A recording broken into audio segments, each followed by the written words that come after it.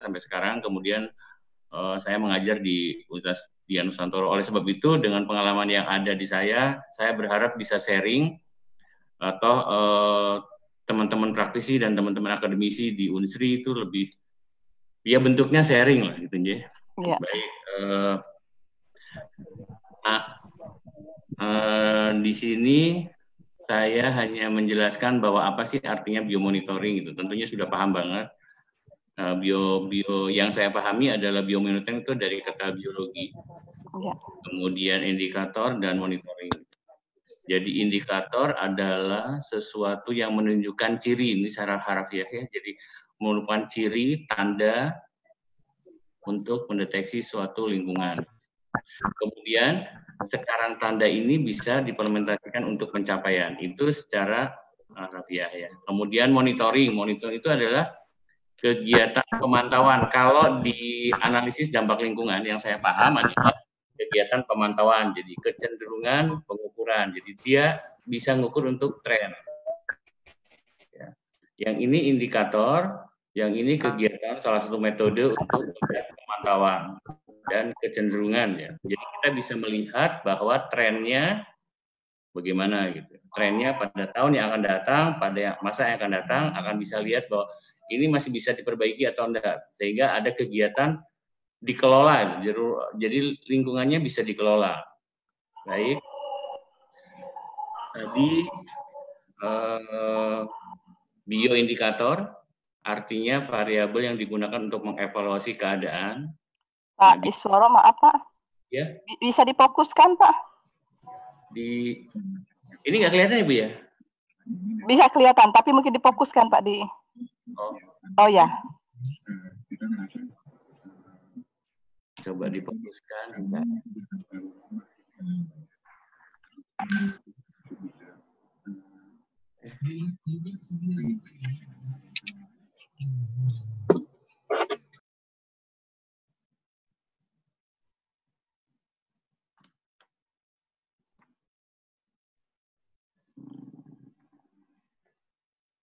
Gitu ya Bu ya? Ya mungkin. Ya. Oke, terima kasih Pak.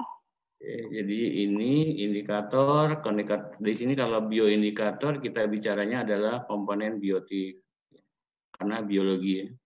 Jadi bioindikator adalah komponen biotik yang dijadikan indikator. Kemudian bisa digunakan untuk deteksi alam. Kemudian prediksi. Nah, setelah ini, setelah kita sudah ketahuan bahwa ada indikator, makanya kita bisa melakukan biomonitoring. Contoh nih ya, contoh misalnya. Bu Elvi, mohon maaf saya itu kan ya, saya nggak bisa nulis soalnya. Ya, nggak apa-apa Pak. Jadi oh iya betul. Jadi kalau di dunia, mungkin ada teman-teman di DLH, di BLH kan ada rencana pemantauan lingkungan. Ya, ada rencana pemantauan. Nah, ini yang saya pahami adalah rencana pemantauan itu masuknya ke biomonitoring gitu. Jadi monitoring lingkungan. Baik ya, jadi yang pertama bioindikator, kemudian kegiatan monitoring. Monitoring kalau yang saya pahami di ilmu lingkungan bahwa ada rencana pemantauan lingkungan dalam suatu kegiatan itu masuknya ke monitoring. Karena kalau secara harfiah monitoring adalah pemantauan. Sampai watch aja sampai segalanya. Nah, kalau kita sudah belajar, kalau kita sudah memahami mengenai monitoring, tentunya kan larinya kita ke pemetaan ya, model gitu ya, model permodelan. Makanya mungkin teman-teman mahasiswa itu sudah harus, mungkin kalau di Unsri sudah, kalau di tempat saya baru sudah mulai dikembangkan permodelan dan pemetaan ya, pemetaan untuk suatu kondisi untuk monitoring. Contoh ini, sebagai contoh misalnya leptospirosis ya, monitoring kita akan bisa lihat bahwa sebarannya sampai sejauh mana. Oleh sebab itu, seorang sarjana kesehatan lingkungan itu kelihatannya harus memahami model ya. Model dan akhirnya ke peta. Karena kita bisa memonitor kejadian yang ada di suatu daerah. Nah, di sini juga. Nah, tentunya harus paham atau menyenangi ya, apa yang dinamakan misalnya beberapa permodelan misalnya artis, air mod gitu ya. Jadi kelihatannya harus kita paham di sini. Mungkin kalau di tempat saya ini sedang baru dikembangkan, tapi mungkin di Unsri sudah. Oleh sebab itu ini merupakan suatu kewajiban untuk kompetensi sarjana kesehatan lingkungan. Saya pernah cerita, ini ngobrol aja Bu Anggun ya sama teman-teman, bahwa saya suatu saat itu pernah ke Kementerian Lingkungan Hidup. Saya bertanya bahwa kalau sarjana kesehatan lingkungan itu di sana apa sih gitu loh. Ternyata ada slot satu sebagai pemantau pencemaran lingkungan, kemudian ahli auditor lingkungan, sampai ada juga polisi hutan. Kenapa polisi hutan masuk sarjana kesehatan lingkungan ya? Terus akhirnya setelah saya berdiskusi dengan Kementerian Lingkungan Hidup, berarti oh ternyata kurikulum yang harus kita berikan termasuk model dan pemetaan. Jadi mungkin kalau di tempat saya baru setahun ini dikembangkan karena berdasarkan diskusi dengan teman-teman di praktisi di Kementerian Lingkungan Hidup gitu ya. Jadi nampaknya kita harus banyak belajar yang berhubungan dengan IT kali ya. Ya, di sini juga ketahuan bahwa kalau kita monitoring kita lihat trennya ketahuan. Bisa kita akan tahu bahwa trennya sejauh ini ya. Baik, di sini ada beberapa contoh pekerjaan biomonitoring yang menurut saya ini bioindikator, dan di sini ada. Nah, ini ada salah satu indikator bahwa flora fauna dapat digunakan untuk indikasi kerusakan hutan. Ini dilakukan di Aceh sampai Medan. Baik. Nah, kemudian tadi kita bicara mengenai pendahuluan ya, artinya biomonitoring, bioindikator gitu. Hanya kita akan melihat ke isu apa sih yang ada gitu ya. Nah, ini bioindikator itu kalau kita lihat adalah dapat digunakan pendekatan spesies, pendekatan komunitas. Gitu. Nah, di sini yang di tempat yang saya paham bahwa beberapa kasus yang sedang yang sedang kami teliti gitu. Salah satunya adalah logam berat, kemudian mikroplastik, koprostanol, water ballast ya. Ini water ballast ini teman-teman KKP barangkali kita bisa sharing. Kemudian bioremediasi ya, ini di Kementerian Lingkungan Hidup. Jadi bioindikator dan biomonitoring itu sangat erat dengan yang di sini ya. Jadi logam berat gitu ya. Mungkin logam berat sudah banyak diteliti, tapi mikroplastik, kemudian koprostanol, water ballast, kemudian bioremediasi. Nah, yang dikatanya adalah tentunya flora, fauna, dan mikroorganisme. Yang diukur yang standar adalah fitoplankton, ya, kemudian zooplankton, bentos, nekton, dan mikroorganisme. Nah, tentunya ini yang perlu menjadi sharing dengan teman-teman praktisi, teman-teman akademisi gitu. Tadi saya jelaskan bahwa di sini ada water ballast. Water ballast itu kelihatannya hubungannya dengan KKP, air yang dibuang di laut, kemudian proses-proses bioremediasi, kemudian koprostanol. Koprostanol itu sedang dikembangkan sebagai pengganti indikator kesehatan air di laut. Ya. Tapi ini sedang ini kita meneliti teman-teman dengan teman-teman kelautan, karena beberapa indikator E. coli itu kalau di laut kelihatannya sudah menjadi tidak valid karena salinitasannya tinggi. Oleh sebab itu berusaha untuk mengganti indikator untuk kesehatan laut di perairan laut adalah dengan menggunakan koprostanol. Oke, sini juga sama pendekatan kemudian spesies. Nah, kita misalnya lihat berdasarkan kalau pendekatan spesies itu pakai Avertebrata, misalnya Navicula ya. Jika ada Navicula berarti perairan tersebut tercemar organik. Kemudian kita mikroorganisme bisa. Di sini ada beberapa bakteri Twirmo, Cyanobacillus dan sebagainya. Ini menunjukkan bahwa perairan di situ tercemar pestisida organoklorin dan organofosfat. Kemarin saya sempat bicara dengan Bu Elvi, sama Bu Elvi sama Bu Windu kalau tidak salah, katanya Unsri akan mengembangkan genetika molekuler. Itu sangat baik. Kalau di tempat saya belum ada karena kita kerjasamanya hanya dengan Polda karena lagi proses, Pak. Iya. Iya. Nah, ini kalau misalnya betul Bu Elvi sudah ada proses ini sangat bagus karena itu bisa dikembangkan di genetika molekuler. Jadi bisa kita kelihatan kekerabatannya. Jadi ya, baik, Pak. Intinya kalau kesehatan lingkungan itu sampai sini berarti saya apresiasi banget karena di tempat saya belum, ini kita masih kerjasama dengan itu Bu Elvi, dengan stakeholder yang lain, dengan Polda sih. Jadi gitu yang. Jadi pendekatannya bisa spesies, bisa komunitas, bisa mikroorganisme. Nah, mikroorganisme ini tentunya ini biayanya agak lebih mahal sehingga semuanya itu akan larinya ke model sehingga kita bisa lihat, oh ternyata makanya mahasiswa Keseling itu harus kelihatannya harus lebih familiar dengan JIS gitu ya, dengan air mode. Jadi sebaran udara itu ketahuan kalau air mode, kalau JIS bisa kelihatan itunya ya. Nah, kemudian di sini yang saya apresiasi ke Unsri ada larinya ke bioremediasi kan ya, kalau misalnya kita ke PCR ya, supaya memperbaiki kondisi buruk menjadi baik, gitu ya. Jadi saya tadi bicara mengenai bioindikator, biomonitoring, pendekatan spesies, komunitas, dan masalah-masalah apa yang sedang kami teliti, gitu ya.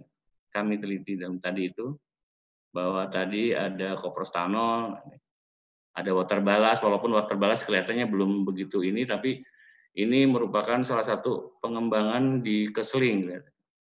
Sarjana Kesehatan Lingkungan orang Keseling itu kelihatannya di KKP harusnya banyak ya, bapak-bapak yang di KKP itu. Karena karantina di water ballast itu saya nggak tahu nih tanggung jawab siapa, tanggung jawab Pelindo atau tanggung jawab KKP gitu. Karena kalau air yang dibuang, air limbah yang dibuang oleh kapal ke airan itu tanggung jawab DLH gitu ya. Jadi water ballast itu masuk mana? Baik, ini juga ada beberapa sharing ya, bahwa monitoring itu sudah mulai dikembangkan ini. Jadi ini salah satu penelitian mahasiswa fitoremediasi bioamoniak oleh Aljola Pinata. Hanya ini kan sederhana biasa, tapi yang agak menjadi sesuatu buat kami adalah satu, dia mendeteksi dengan menggunakan ENOS gitu ya. Ini mungkin harusnya kerjasama dengan ilmu komputer karena ini mahasiswa bekerja sama dengan ilmu komputer gitu. Salah satunya itu. Kemudian tadi juga ada ini beberapa kegiatan monitoring. Ini ada kegiatan monitoring yang dilaksanakan di Makassar kalau nggak salah ya. Jadi di sini ada kegiatan monitoring. Nah ini jadi monitoring permukaan jadi dampak yang disebabkan oleh pembangunan jalan kereta api pada air permukaan.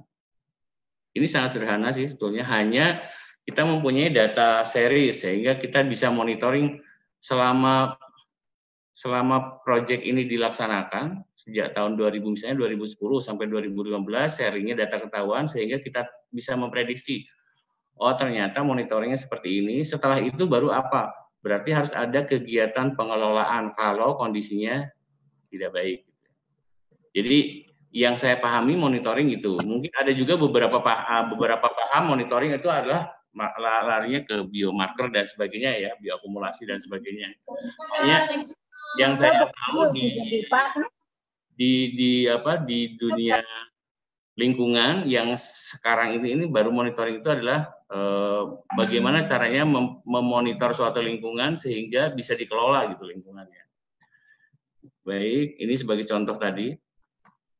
Ini case study. Jadi di sini ada beberapa, ini ada jalan kereta api, ini ada badan air, sehingga dampaknya apa kira-kira.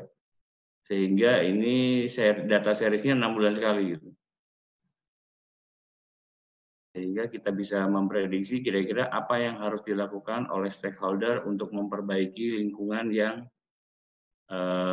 terganggu dampak lingkungan akibat adanya kegiatan. Kegiatannya kebetulan adalah pembangunan jalan kereta api. Jadi tentunya sekarang pemerintah kan sudah mengembangkan beberapa moda transportasi yang paling memungkinkan adalah jalan kereta api. Dari mulai Makassar sampai Parepare, jadi jauh, cukup jauh. Oke, nah ini beberapa data. Di data fisika, data kimia, sehingga bisa lihat, bisa dimodel gitu ya. Tentunya kalau bioindikator di sini banyak, ada beberapa plankton, bentos, sehingga bisa diukur indeks diversitasnya, kemudian indeks dominasi dan sebagainya, sehingga bisa dilihat bahwa kondisi perairannya termasuk kategori mana, gitu. Kategori baik, buruk dan sebagainya. Mungkin dengan indeks Shannon-Winder lah, kalau misalnya orang-orang teman-teman di kesehatan lingkungan sudah familiar, orang-orang lingkungan hidup juga sudah familiar. Mangap. Ada indikatornya. Shannon-Winder di sini adalah ini. Nah, kemudian ada indikator bahwa tercemar sedang dan tercemar berat, sedang, ringan dan sangat ringan. Sehingga kita bisa lihat, bisa dijadikan biomonitoring suatu lingkungan. Baik, ini untuk beberapa contoh. Nah, kemudian ini ada isu yang perlu juga menjadi masukan untuk teman-teman di Kesling, itu adalah isu water balance ya. Water balance itu kami baru kemarin-kemarin aja bicara dengan teman-teman di KKP. Water balance itu tanggung jawab siapa sih gitu loh. Apakah tanggung jawab Pelindo, apakah tanggung jawab KKP? Ya karena salah satu kapal gitu, misalnya kapal kalau mendarat ke Palembang gitu ya, dari Australia gitu. Tapi kalau misalnya water balance-nya tidak memenuhi syarat, ini harusnya tidak boleh mendarat karena harus membuang airnya ya. Nah, airnya itu harus di sini. Jadi air ballast adalah air yang digunakan untuk operasional kapal. Ya. Nah, ini yang harus dianalisa karena air yang dibawa itu apakah membawa mikroorganisme yang mengganggu atau flora fauna yang bisa mengganggu pada lingkungan yang dituju, terutama ini spesies laut, ya. Ada mikroba, vertebrata dan sebagainya. Nah ini yang mungkin menjadi bioindikator dan biomonitoring di laut. Gitu. Banyak yang tidak care di situ, tapi kita kan banyaknya di darat ya, tapi di laut itu padahal di laut itu adalah hampir 78%. Kalau di Indonesia itu 64%, 63% lebih besar daripada darat. Ini juga kita mau tidak mau kita sudah masuk ke dalam ini, sudah meratifikasi International Maritime Organization. Jadi ini Indonesia sudah masuk ini dan terikat. Oleh sebab itu mungkin Dirjen Perhubungan Laut yang harus lebih intens untuk permasalahan ini. Oke. Nah ini kan, nah ini beberapa syarat yang harus dipatuhi oleh kondisi water balance. Nah hal seperti ini kadang-kadang, mohon maaf, di kesehatan lingkungan di tempat kami pun kurang care terhadap ini karena kebetulan ada lulusan kami yang di KKP. Sehingga kita bisa diskusi dengan hal seperti itu. Oke ya. Nah ini kan, ini juga kelihatan menjadi salah satu pekerjaan di kesehatan lingkungan. Oh ya, kita sharing.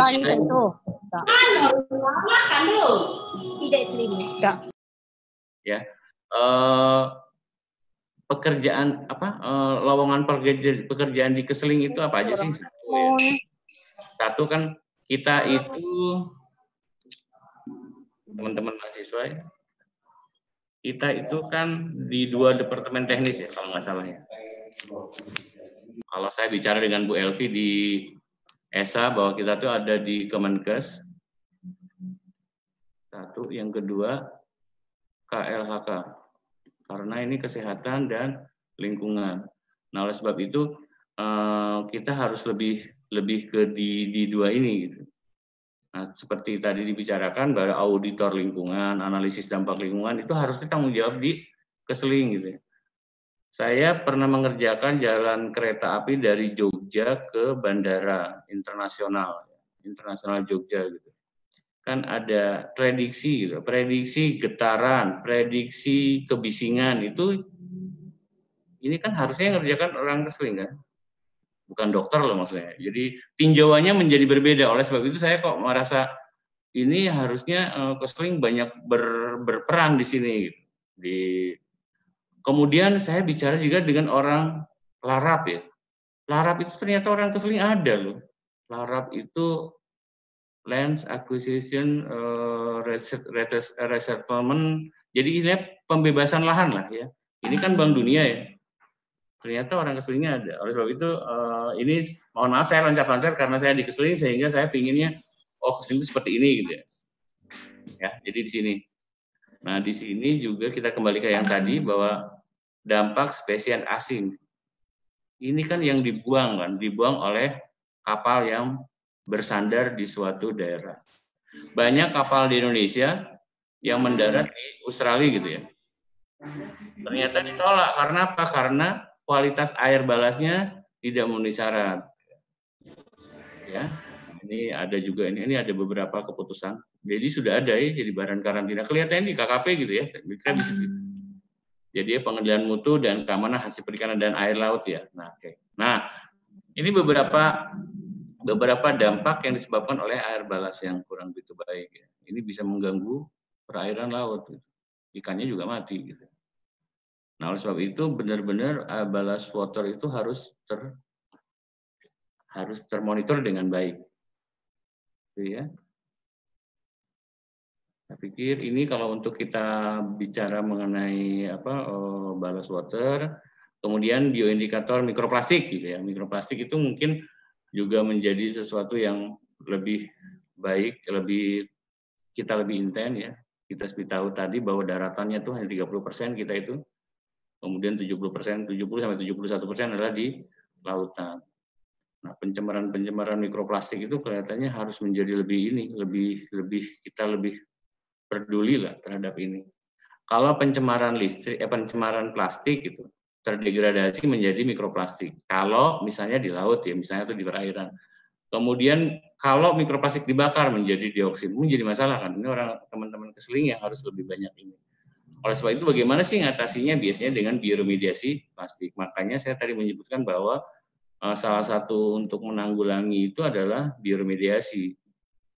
Bagaimana upaya memperbaiki kondisi yang buruk menjadi baik dengan menggunakan mikroorganisme gitu. Itu baik. Nah, di sini kondisinya. Nah, mikroplastik itu ternyata indikasinya adalah sebagai bioindikator itu ternyata dia adalah biomagnifikasi dan bioakumulasi. Berarti ini masuk ke dalam rantai makanan. Ini masuk ke rantai makanan, ini masuk ke jaringan. Berarti karsinogenik nih ya. Nah, ini yang harus lebih kita, mungkin ini juga banyak ke lingkungannya, tapi ya nggak apa-apa, namanya sarjana kesehatan gua kan belakangnya ada lingkungannya. Jadi mungkin penelitian boleh di sini. Jadi mikroplastik tadi kita bisa lihat tuh beberapa tumpukan plastik ke dasar laut. Nah, ini kalau misalnya kita tidak care terhadap ini menjadi masalah ini pada saat yang akan datang. Penelitian di beberapa kali pada penelitian ikan di Surabaya ini sudah ada. Ternyata ikan mengandung mikroplastik. Nah, kalau misalnya mengandung mikroplastik berarti akumulasi ya. Harusnya nggak boleh dimakan ya. Oke. Jadi ini sudah dijelaskan bagaimana sih terjadinya biomagnifikasi dan bioakumulasi. Ini pada kondisi seperti ini dimakan oleh ikan ini menjadi sekian.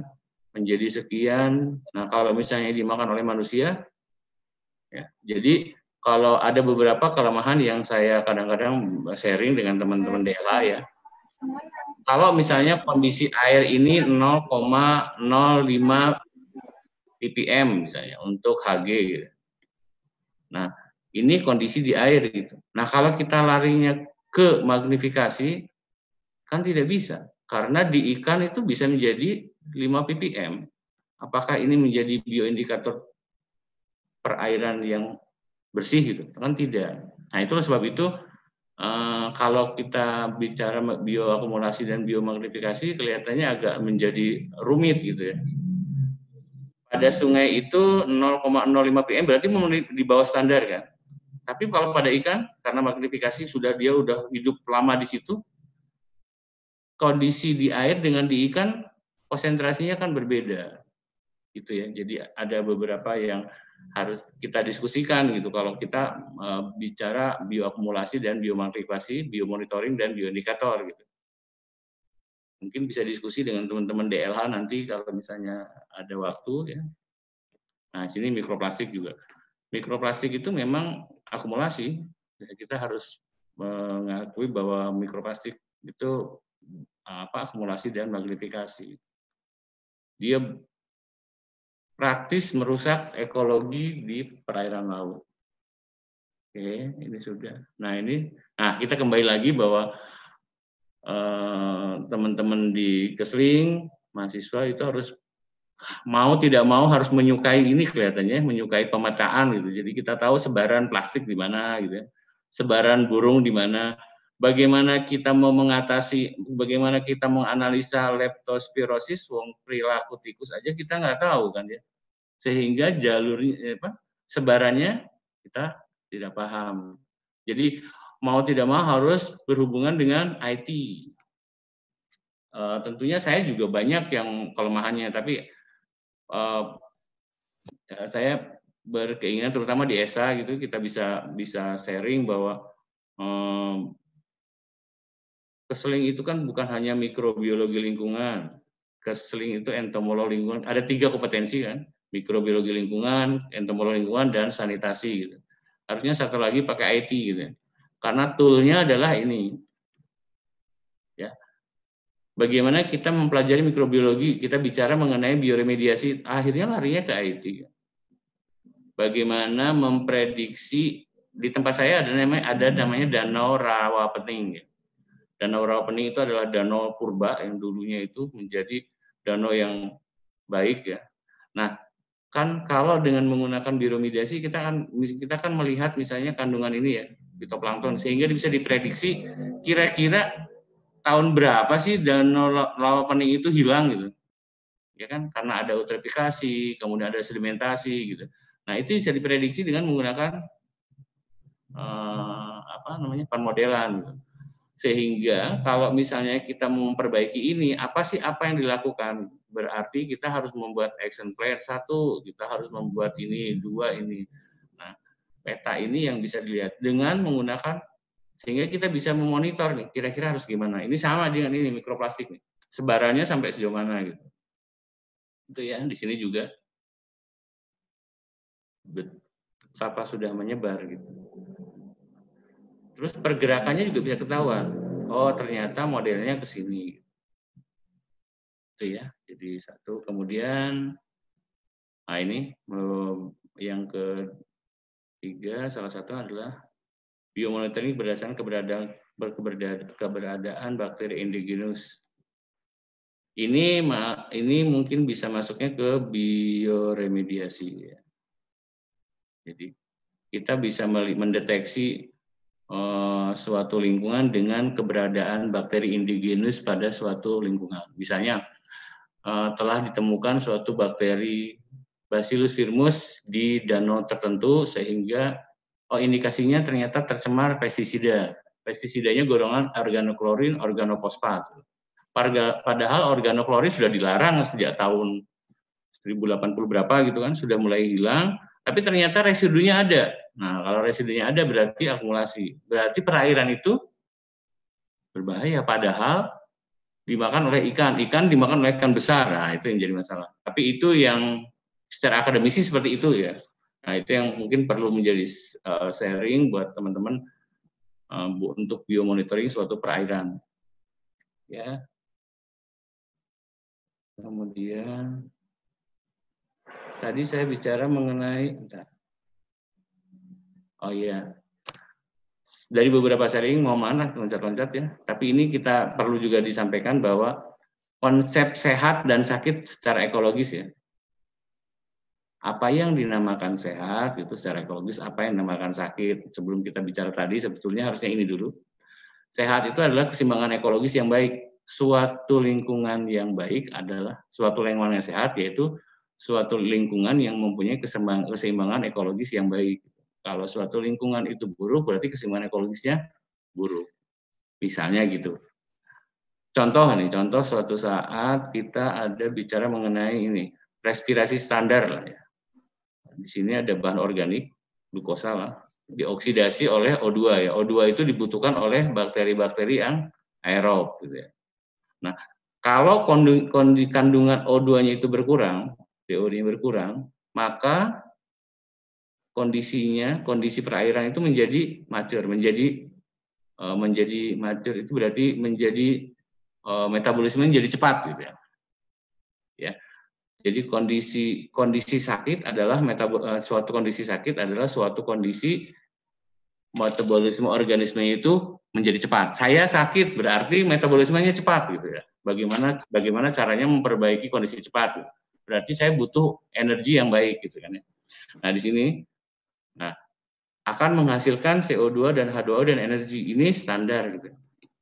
Tapi kalau berubah ini menjadi aerob, menjadi anaerob, sehingga yang dihasilkan bukan hanya ini, yang keluar adalah NH3 misalnya gitu ya, amoniak. Berarti kondisinya menjadi rusak, sehingga menjadi, nah ini ketidakseimbangan ekologis itu maksudnya. Oke, nah ini.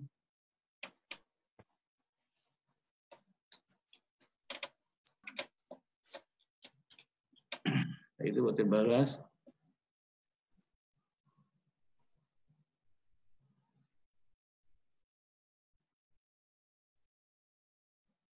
Nah ini juga bioindikator lingkungan. Mungkin tidak semuanya indikator di perairan, tapi kita juga indikasi biologi ya, secara ekologis. Ini contoh nih, bioindikator monitoring di pembangunan semen ya. Kan ada semen di daerah Sukolilo Pati, gitu. Akhirnya dibatalkan karena apa? Ada secara analisis terhadap dampak lingkungan ternyata ini tidak layak didirikan, gitu ya. Karena ada beberapa komunitas penduduk yang tidak setuju. Jadi kalau ada satu saja komunitas penduduk yang sudah setuju, berarti ini tidak boleh dilaksanakan. Ya. Jadi ini salah satu mungkin bukan di perairan tapi indikator di udara di hutan ya. Burung juga indikator kawasan hutan yang konservasi ya. Di sini lihat ada beberapa burung yang menjadi bioindikator. Ya. Kalau di daerah Sumatera mungkin masih banyak. Ya. Ini, sehingga kita bisa menghitung bahwa kejumpaannya berapa. Ini bisa dilihat bahwa ternyata kondisi sistem ekologisnya masih baik. Ya.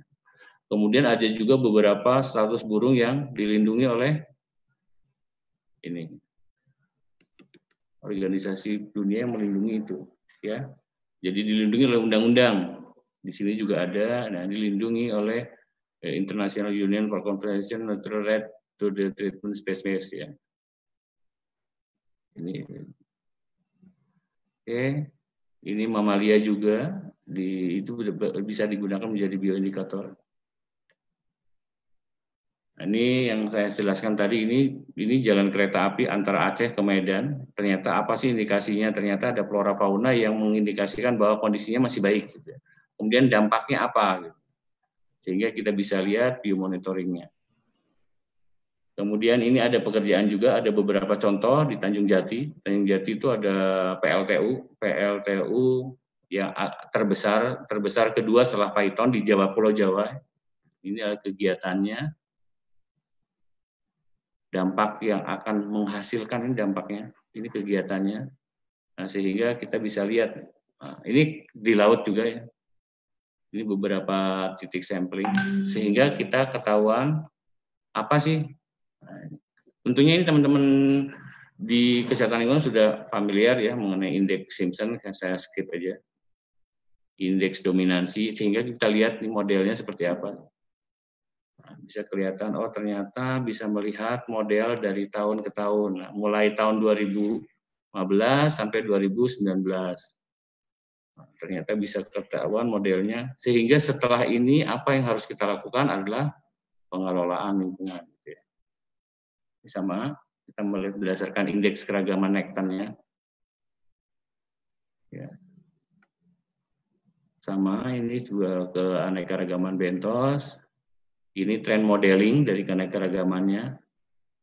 Nah, ini beberapa tool. Ya. Di sini akan lihat bahwa ternyata tolak ukur indeks keragamannya ini. Di bawah 1, keanekaragamannya rendah. Ini sedang, ini tinggi, berarti ini tercemar. Ke indeks keragaman. Semakin tinggi keanekaragamannya, maka akan suatu sistem ekologi itu akan menjadi baik. Karena semakin banyak, semakin beragam. Tapi kalau tidak seragam, tidak beragam, ini akan menunjukkan kondisinya tidak baik. Oke. Ini beberapa tool saja untuk mengukur. Di sini ada, nah sehingga akan kelihatan bahwa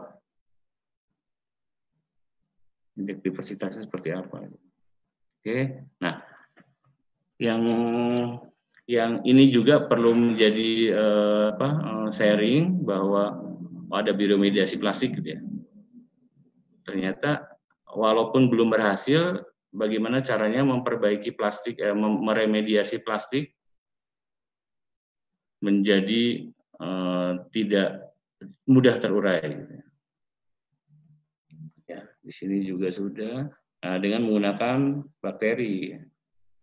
Ini beberapa penelitian yang sudah dijalankan tapi belum berhasil ya. Yang hanya dalam waktu 3 bulan deh. Ini yang diharapkan Bu Elvi. Alhamdulillah kalau misalnya di tempat saya belum jadi, ini belum bisa. Jadi kita ngomong PCR dan sebagainya sehingga prodi kesehatan lingkungan akan bisa melihat ini, bisa dipaten. Saya pernah meneliti satu dan dipaten. Karena apa? Karena ini barangnya baru gitu ya. Ternyata beda spesies aja berbeda gitu. Ini salah satu bakteri pendegradasi bioplastik. Nah, kalau misalnya ini sampai sini berarti Bu Elvi bisa mengembangkan berbagai macam jenis bakteri untuk remediasi. Itu ya, jadi ke belakang tadi itu saya mengenai sharing, tapi kalau untuk product knowledge mungkin saya baca aja ya. Jadi bioindikator adalah organisme yang dapat menunjukkan kualitas lingkungan. Ini product knowledge-nya daripada bioindikator. Bisa juga terjadi pada menggunakan mikroorganisme indikator. Bakteri-bakteri yang indigen itu dapat digunakan untuk proses bioremediasi. Oke, di sini juga ada. Nah, ini ya, bioindikator itu bisa hewan, bisa organisme, bisa juga tumbuhan. Hewan, kelelawar gitu. Dengan adanya kelelawar ternyata keseimbangan ekosistemnya bagus gitu. Di samping itu ternyata ada beberapa jenis bakteri, beberapa jenis virus yang dikandung oleh ini sehingga dapat menyebabkan zoonosis. COVID-19 indikasinya katanya kabarnya itu dari kelelawar. Karena apa? Di kelelawar itu dia normal karena dia mempunyai proteksi yang baik ya. Pada begitu pindah ke manusia itu yang jadi masalah. Kemudian di kantor tumbuhan, eceng gondok menyerap logam berat. Jika ada inci kondok di suatu perairan berarti mengindikasi logam berat, merkuri dan sebagainya. Tapi ini juga organik. Gitu. Begitu ada danau yang tercemar, tumbuh eceng gondok yang banyak, berarti organiknya banyak. Nah ini bisa eutrofikasi. Tapi ini bisa dikatakan sebagai bioindikator suatu sistem ekologi. Ya. Nah di sini juga sama. Ada yang menggunakan tumbuhan. Ini ada makroinvertebrata. Ya.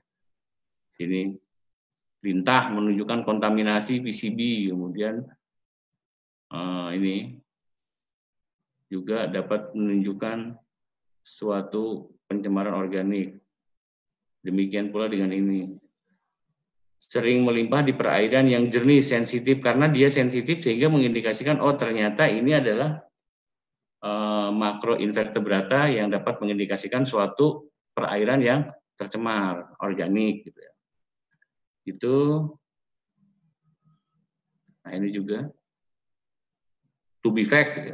Tubivac. Dengan adanya tubivac merupakan cacing yang dapat tahan hidup bahkan berkembang di suatu lingkungan, sehingga dapat menunjukkan bahwa tubivac itu lingkungan yang tidak baik. Gitu.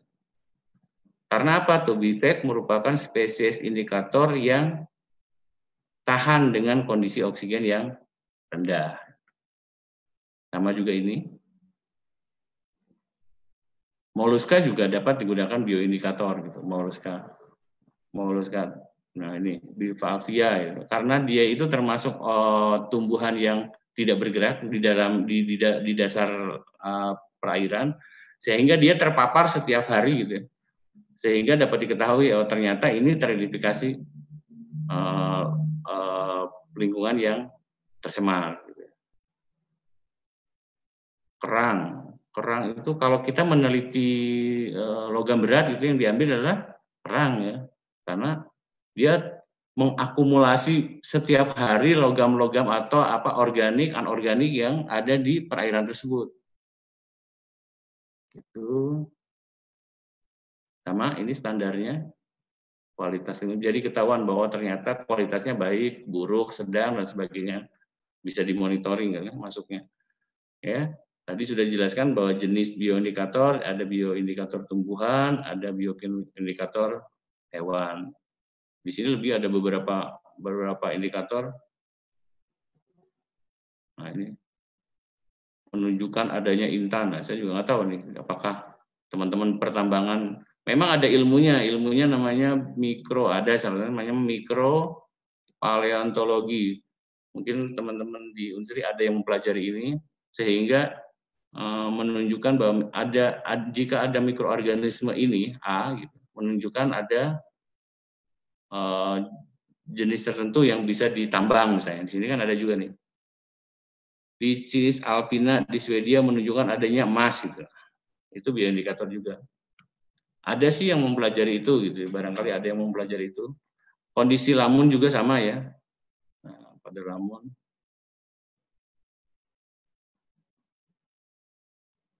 Kemudian ini kalau kita bicara mengenai terumbu karang gitu kan melihatnya adalah tutupan ini orang-orang kelautan yang lebih paham ya. Jadi kalau tutupan terumbu karangnya itu berapa persen, berarti ini menunjukkan kondisi yang tidak baik. Kalau 60% ke atas, berarti kondisi ekosistemnya baik. Kalau ini kurang sehat, kalau ini miskin. Ini bisa dilihat. Baik ya aku. Okay. Di sini juga ada bunga sepatu ya, indikator tumbuhan.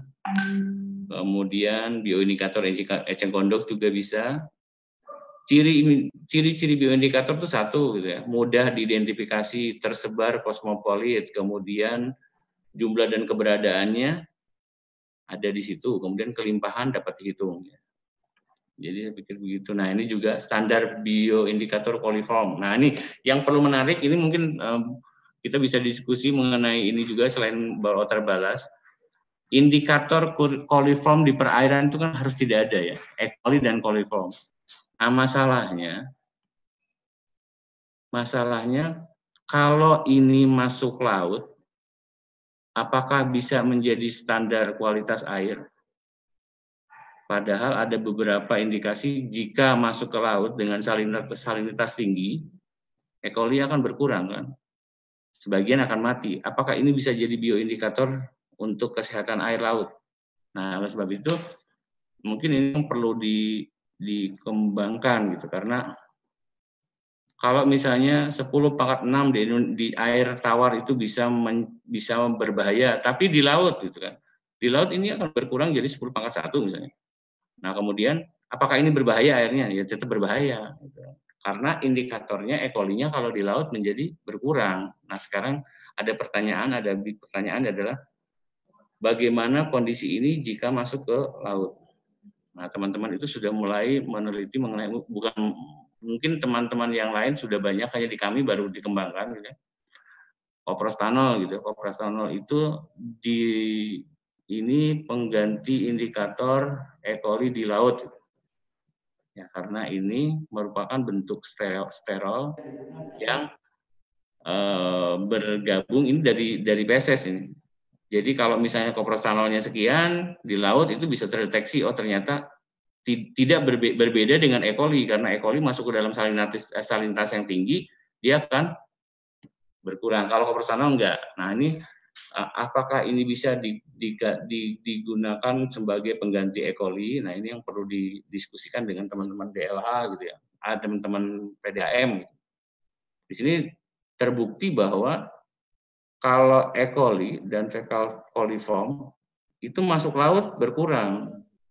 Tapi kalau koprostanol itu tidak, itu ya. Jadi itu yang perlu itu.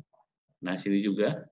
Oleh sebab itu koprostanol mungkin nggak sih menjadi bioindikator kebersihan, indikator air yang kualitas air di laut gitu. Kalau di air tawar mungkin E. coli bisa, tapi begitu E. coli masuk ke laut akan menjadi berbeda gitu. Ya. Nah ini koprostanol mungkin nggak sih menjadi indikator kontaminasi. Jadi gitu, kemudian ini sudah beberapa indikator ya. Indikator misalnya ini lumut kerak dapat digunakan sebagai indikator pencemaran udara. Gitu.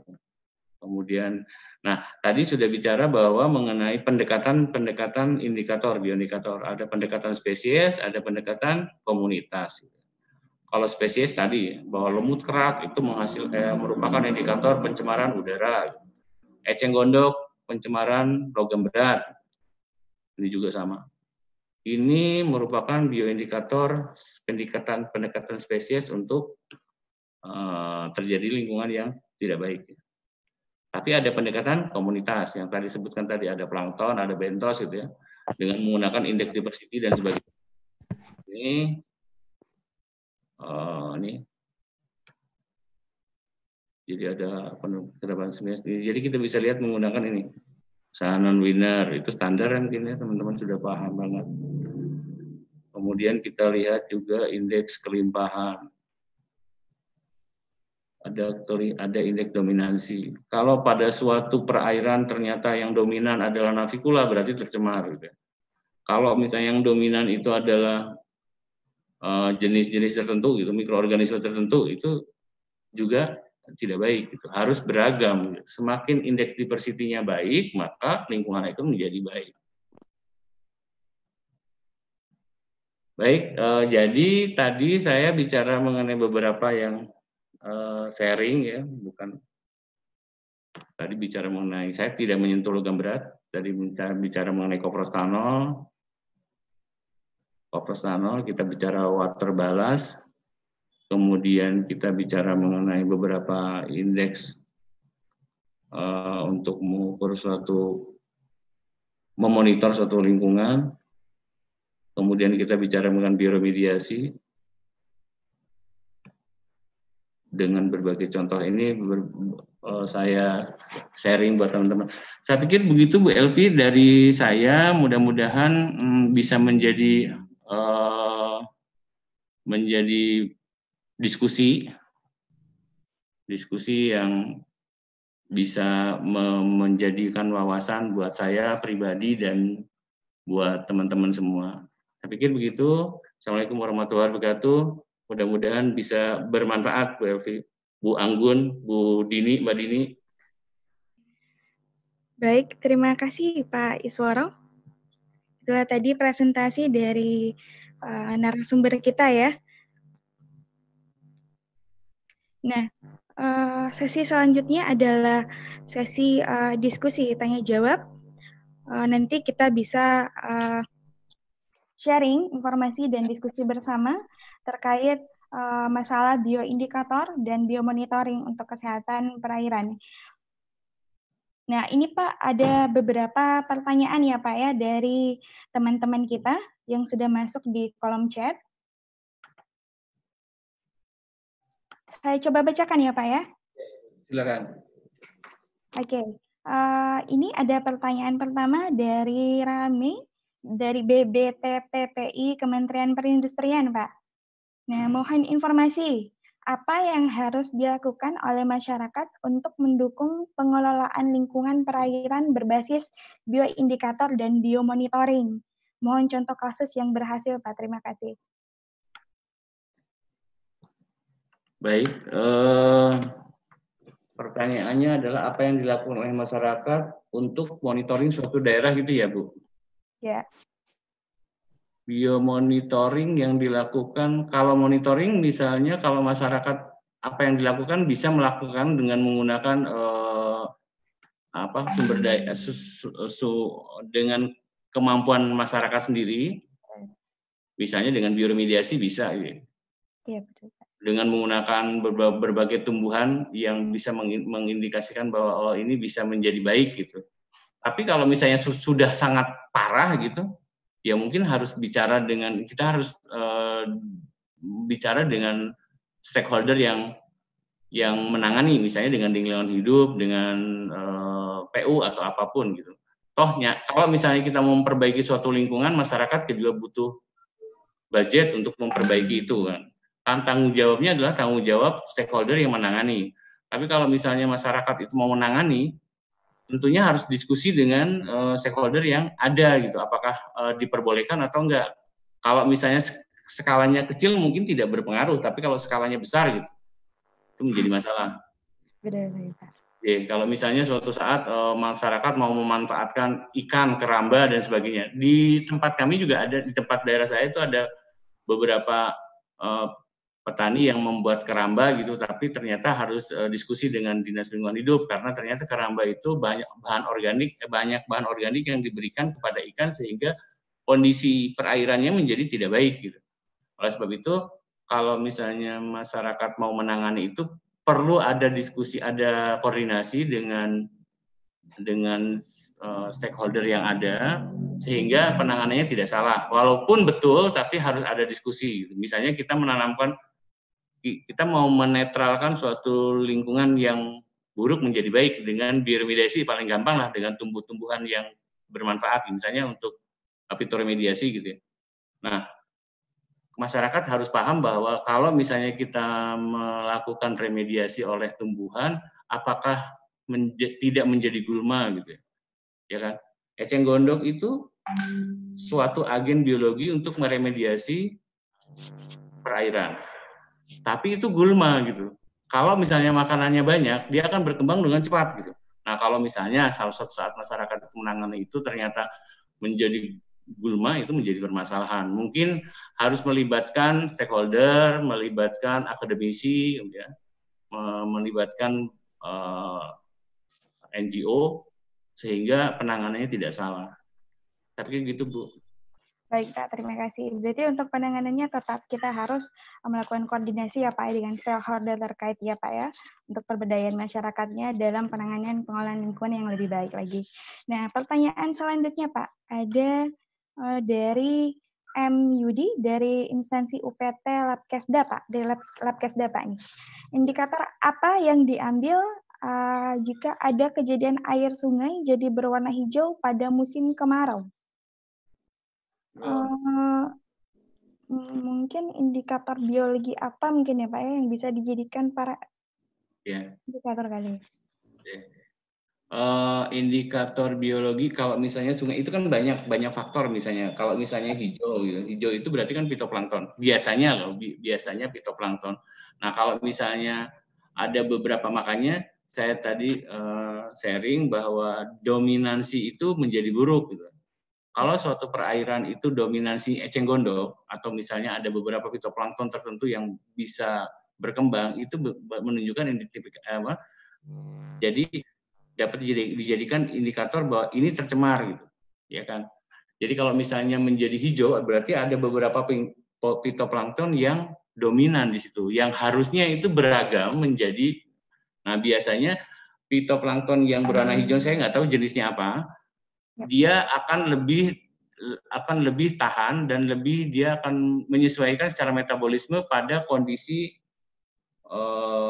misalnya oksigen yang rendah, gitu ya, atau pada kondisi bahan organik yang banyak, gitu, sehingga menjadi dominan. Gitu. Makanya ada indikasi bahwa ternyata hijau harus apa gitu. Kalau kondisi itu berarti kan memang perairannya menjadi surut kan. Jadi memang harus dibutuhkan oksigen yang banyak. Bagaimana caranya? Berarti ya saya kurang begitu paham apakah harus diapakan kalau dalam kondisi alami seperti itu kan. Intinya bahwa dia kurang oksigen. Kalau supaya oksigennya itu banyak berarti harus masuk dari luar ke air sehingga fitoplankton itu bisa beberapa organisme itu dapat hidup dan bisa menjadi diversity-nya jadi banyak yang berkembang gitu. Bukan hanya yang hijau saja ya. Jadi begitu Bu Anggun. Ya, untuk baik, detailnya mungkin ya prosesnya mungkin bisa ke email saya gitu ya. Jadi itu bisa diskusi. Baik, terima kasih Pak. Ya benar. Jadi untuk melihat kesehatan dari suatu ekologi ataupun ekosistem bisa dilihat dari tingkat keseragamannya Pak ya. Jadi semakin seragam satu organisme ataupun tumbuhan di dalamnya, maka menunjukkan bahwa ekosistem itu semakin baik, gitu Pak ya? Makin buruk.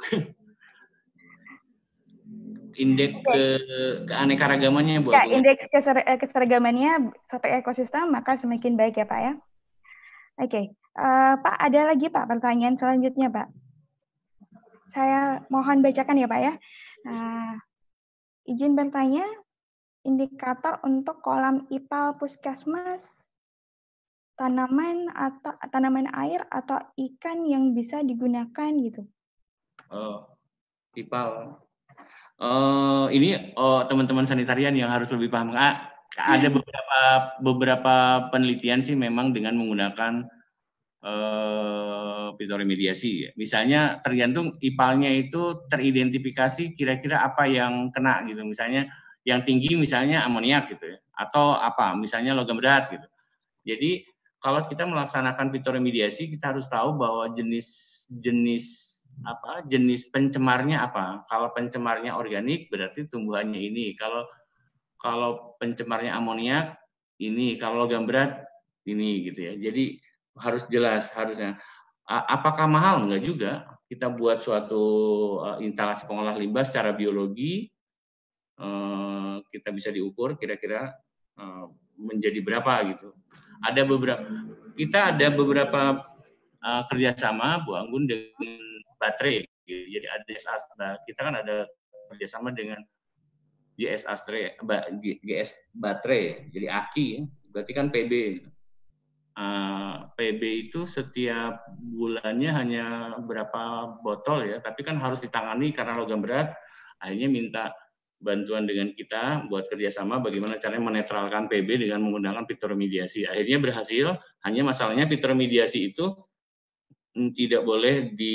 biasanya tidak boleh pada tumbuhan-tumbuhan hortikultura. Jadi pada tumbuhan setelah itu di insinerator, jadi tumbuhannya dibakar gitu karena dia menyerap logam berat, dia masuk ke dalam sistem metabolisme tumbuhannya sehingga menjadi daun, menjadi akar dan sebagainya. Karena itu logam beratnya kita indikasi ternyata logam beratnya pada daunnya banyak, akhirnya kita ambil kemudian dibakar gitu. Itu salah satunya begitu. Oleh sebab itu kalau misalnya instalasi pengolah limbah di rumah sakit itu amoniak, mungkin bisa dengan tumbuhan-tumbuhan yang seperti tadi itu apu-apu, melati air gitu ya. Tapi kalau yang indikatornya misalnya logam berat, ada beberapa yang spesifik gitu Pak. Ada beberapa referensi, mungkin gini, instalasi pengolah limbahnya, terus mana ya Bu Anggun ya? Oh, Pak, ada sedikit. Mohon mungkin untuk para peserta saya informasikan kembali untuk menonaktifkan mikrofonnya ya supaya diskusi kita dapat berjalan dengan baik ya. Silakan Pak Isoro. Di puskesmasnya di daerah mana Ibu? Puskesmasnya di daerah mana tadi? Puskesmas mana ya? IPAL-nya?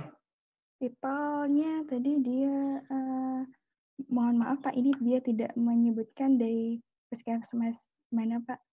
Oh gitu. Kalau misalnya di daerah sini kan bisa kerjasama dengan Bu Elvi gitu. Apa yang harus dikerjakan? Tentunya kan instalasi kolam itu ada tahapnya, ada yang ada kimia, fisika dan sebagainya. Biasanya biologi di belakang. Oh, jadi begitu kemudian hasilnya seperti apa? Maksudnya kalau indikator ikan itu ya ikannya hidup tapi akumulasinya banyak kan gitu. Gitu bisa lihat oh ternyata ikan emas itu hidup pada limbah tersebut gitu ya, jangan dimakan karena logam beratnya masuk terakumulasi akhirnya menjadi masalah, kecuali jaringannya diambil ya, jaringannya kita ambil, kandungan logam beratnya ada berapa, kalau aman ya tidak apa-apa, tapi kalau tidak aman mungkin kita ada belajar dari ilmu yang lama banget ya, namanya kasus Minamata di Jepang gitu kan ya. Benar, Pak. Ya kan itu ada merkuri gitu ya. Hanya butuh waktu 12 tahun untuk akumulasi pada di nelayan sehingga itu sampai jaringan sampai saraf gitu. Jadi tidak butuh waktu lama untuk merusak sistem saraf nelayan di Minamata. Mudah-mudahan di Indonesia tidak ada ya. Gitu ya Bu Anggun. Iya Pak. Mungkin pertanyaan yang sama dari Widya, dari Puskesmas Padak Payung. Mungkin Ibu Widya ya, udah terjawab ya tadi ya, pertanyaannya agak sama dengan pertanyaan sebelumnya. Nah, masih ada lagi Pak, saya izin untuk membacakan ya Pak ya.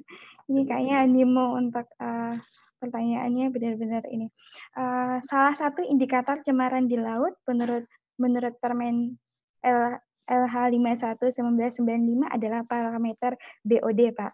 Pertanyaannya adalah, mikrobia apa sebagai seeing yang cocok untuk pengujian BOD seawater, Pak? Mikroorganisme apa yang dibutuhkan apa Bu? Maaf, tidak terdengar. Pertanyaannya, mikroba apa yang cocok untuk pengujian BOD di seawater, Pak? Oh, untuk air laut. Ya, benar. Ya. Nah, mikroorganismenya sih memang kalau mikroorganisme yang cocok itu berarti kan menurut saya yang hidup punya salinitas, yang dia mempunyai secara metabolisme dia bisa menyesuaikan dengan salinitas tinggi. Banyak sih beberapa jenis bakteri ya. Misalnya ada juga jenis yang universal, misalnya ada Bacillus, kemudian ada macam-macam lah. Hanya masalahnya ada standarnya enggak? Kelihatannya kok belum ada ya standarnya bahwa untuk indikator. Kalau untuk kesehatan air, misalnya kesehatan air, kalau air yang bisa dimanfaatkan oleh air minum di air tawar itu E. coli. 0. Nah kalau laut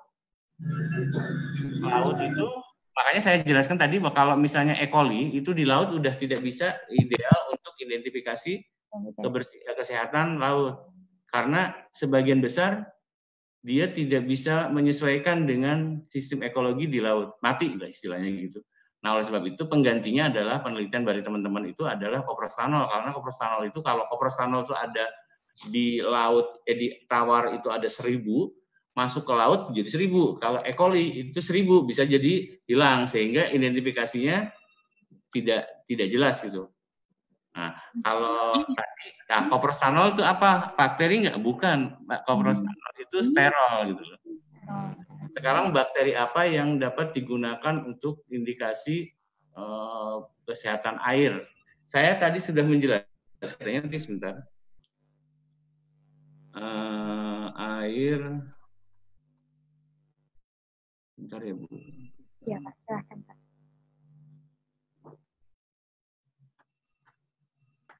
Ada beberapa indikator daripada koprostanol bahwa harus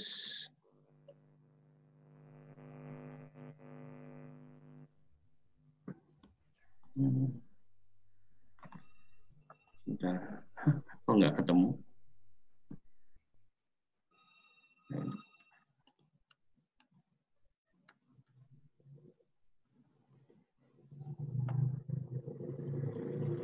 Ini ada beberapa ini barangkali bisa menjadi. Nah, di sini ada beberapa indikator yang harus dipenuhi di dalam air laut ya. Ada toksilinitas dari Vibrio chlorella gitu, harus lebih kurang dari ini. Kemudian E. coli juga harus segini. Tapi ternyata di sini menjadi standar, padahal beberapa E. coli yang menjadi tidak menjadi valid gitu di laut. Tapi ini mungkin ya ini menjadi penelitian ya. kemudian intestinal enterocoli. Ya, ini yang salah satu standar Bapak yang ada di laut. Tentunya banyak. Di sini ada, ini ada, mungkin bisa dilihat di ini. Jadi ada pengendalian mutu keamanan hasil laut dan perikanan yang ditandatangani oleh, nah ini ada pedoman analisis resiko spesies asing invasif. Nah ini yang harus dipelajari. Tapi yang saya paham adalah ini kendali laut. Nah, ini bisa dibaca di sini. Tapi yang sementara ini adalah ini Coccinigin Vibrio cholera, E. coli, dan intestinal. Itu ya Bu. Mungkin ada juga pedoman tadi bakteri-bakteri invasif, ya mikroorganisme invasif itu dari barang karantina. Barangkali ada teman-teman yang dari KKP itu lebih paham.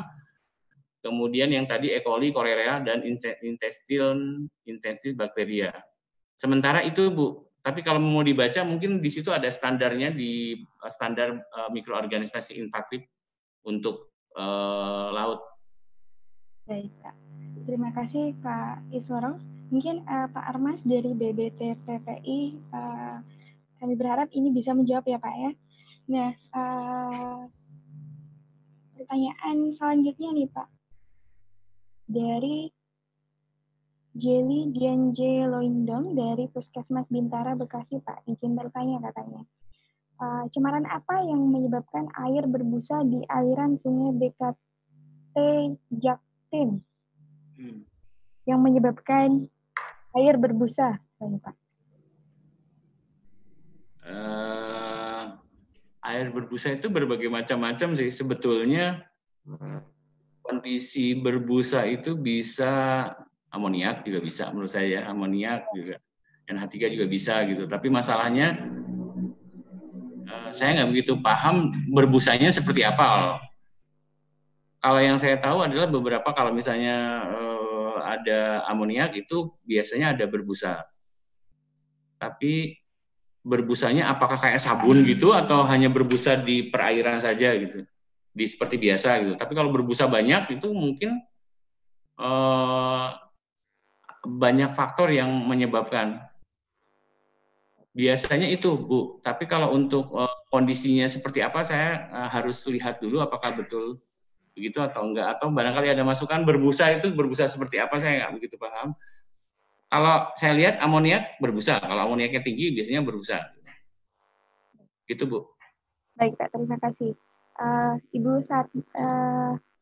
Ibu Jelly Londong, saya berharap ini bisa menjawab ya Bu ya. Ini sepertinya udah tidak ada pertanyaan lagi. Mungkin dari saya Pak, satu pertanyaan Pak. Begini Pak, kita kan tadi udah berbicara mengenai bioindikator dan biomonitoring ya Pak ya. Saya sedikit ingin bertanya nih Pak, apakah ada keterbatasan dari penggunaan indikator biologi-biologi ini untuk menilai polutan yang ada misalnya di lingkungan, misalnya di air misalnya Pak? Apakah ada keterbatasan gitu Pak dalam penggunaannya? Oke, keterbatasan maksudnya tumbuhan itu apakah ada terbatas hingga mati gitu ya? Atau gimana Bu? Iya Pak, maksud saya kayak gini. Apakah semua indikator biologi ini mampu untuk mendeteksi cemaran-cemaran yang ada di suatu lingkungan misalnya Pak, maksud saya? Jadi tumbuhan atau organisme itu kan spesifik untuk beberapa jenis indikator pencemar. Misalnya kalau kita bicara mikroorganisme gitu ya, mikroorganisme tertentu hanya bisa mendegradasi pestisida gitu. Ada juga mikroorganisme yang hanya bisa mendegradasi bahan organik. Ada tumbuhan yang bisa mendegradasi Hg gitu.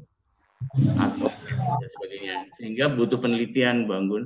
Jadi sebetulnya tidak bisa semua jenis tumbuhan untuk mendegradasi segala macam pencemar, harus spesifik. Saya pernah meneliti, ada penelitian mengenai pestisida di suatu daerah gitu ya. Ternyata yang bisa mampu adalah jenis dari jenisnya Bacillus firmus ya. Nah, sehingga dia punya kemampuan mendegradasi pestisida selama 7 hari. 7 hari, kemudian secara skala lab hanya 3 hari. Dia 7 hari sehingga pestisidanya bersih gitu ya. Tapi itu untuk jenis hanya untuk jenis pestisida organofosfat gitu ya, organofosfat. Tapi kalau misalnya bakteri itu untuk mendegradasi karbama, dia akan menjadi kurang efektif gitu. Jadi itu yang kadang-kadang menjadi spesifik. Makanya kalau misalnya kita mau meneliti sesuatu tanah yang sudah tercemar oleh pestisida yang tidak subur gitu kan, karena tentunya kan organofosfat, organo dan fosfat. Fosfatnya akan bereaksi dengan logam berat yang ada di dalam tanah, sehingga tanah hasil tanian itu menjadi lengket.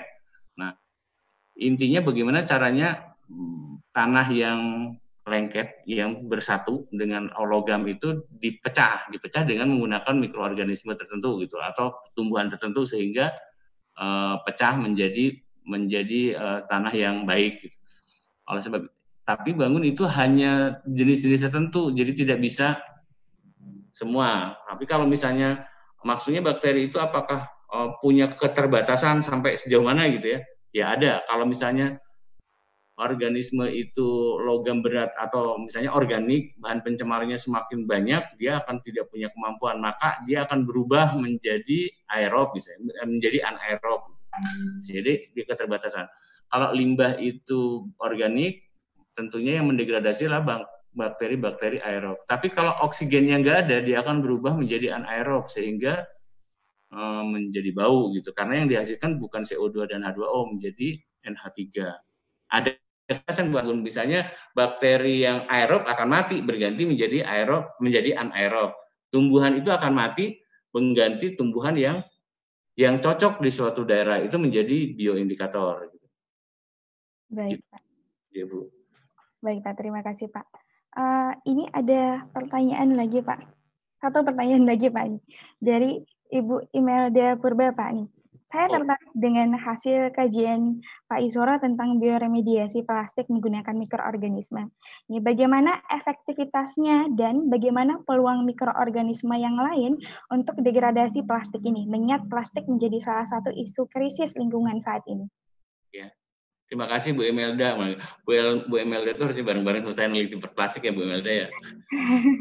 Sebetulnya memang ada beberapa jenis bakteri yang mampu punya kemampuan. Sebetulnya kan plastik itu kan karbon, hanya karbonnya rantai panjang gitu kan. Oleh sebab itu sekarang mengganti plastik dengan menggunakan bioplastik. Bioplastik itu dihasilkan dari selulosa, dari pati, atau dari yang dihasilkan mikroorganisme. Hari ini Pemda DKI sudah melarang plastik satu kali pakai hari ini. Jadi sudah banyak banget masalahnya. Nah, kalau pertanyaan Bu Imelda, apakah efektivitas berhasil atau tidak, baru penelitian awal Bu Imelda. Kalau bioplastik sudah gitu ya. Tapi kalau plastik itu, jadi ada pusat kajian plastik di kami itu bekerja sama dengan Badan Penelitian Jalan Raya di Bandung. Kita plastik itu dimanfaatkan menjadi aspal plastik, tadinya begitu. Nah, aspal plastiknya itu akhirnya kita harus mengembangkan bioplastik dan mikrobiologi pendegradasi plastik. Keberhasilannya baru 25% Bu Imelda, jadi belum berhasil karena sudah mulai ada rantai karbon yang putus dengan menggunakan mikroorganisme tertentu gitu. Masalahnya berhasil itu kelihatannya belum itu, hanya keberhasilannya ternyata dari rantai karbon yang ada dengan menggunakan mikroskop, ternyata sudah ada rantai karbon yang putus. Jadi itu kemungkinan berhasil, mudah-mudahan ya Bu Imelda gitu.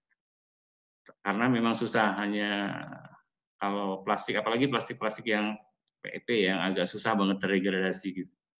Begitu Bu Imelda. Keberhasilannya belum sampai 100%, baru 20 kali ya, 20%, Bu. Mudah-mudahan berhasil. Gitu Bu Anggun.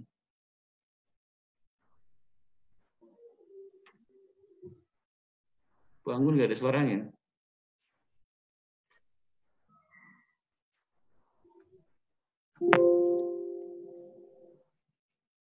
Ya Pak, terima kasih Pak untuk jawabannya. Ini Pak, ternyata banyak pertanyaan Pak nih dari live YouTube kita Pak. Apa bisa saya bacakan? Boleh Bu. Boleh ya Pak ya. Nah, saya coba pilih dulu ya Pak ya.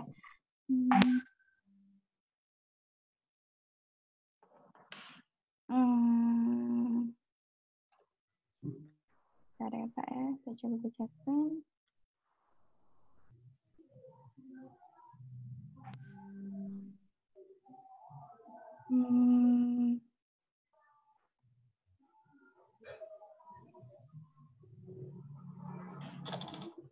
Ini ada dari Ucup Arba dari KKP Cilacap, Pak. Menanyakan, limbah pabrik gula refinasi yang dibuang ke laut untuk indikator pencemarannya itu dengan gambaran tanah yang dilewati solokan limbah kering, berasap, berbau, menyengat, dan tanaman layu. Lagi-lagi nanyain ini Pak, ini indikator pencemarannya Pak. Itu kalau misalnya di ekosistem darat, misalnya belum masuk ke laut, itu indikatornya kalau itu kan organik ya. Kalau organik itu banyak lah indikatornya, bakteri-bakteri organik gitu. Sekarang kalau masuk ke laut, indikatornya apa gitu? Tentunya ada penelitian bakteri-bakteri yang mendegradasi bahan organik di laut itu. Banyak bakteri. Di bakteri itu lebih banyak di laut daripada di darat gitu. Dan lebih efektif. Jadi menurut saya indikatornya perlu ada penelitian di Cilacap, mungkin dengan unsur kali ya penelitian bahwa ternyata ada bakteri tertentu yang bisa mengidentifikasi yang penting ada bakteri yang bisa makan bahan organik gitu kan. Kalau gula itu kan organik ya, organik itu berarti ada bakteri apa?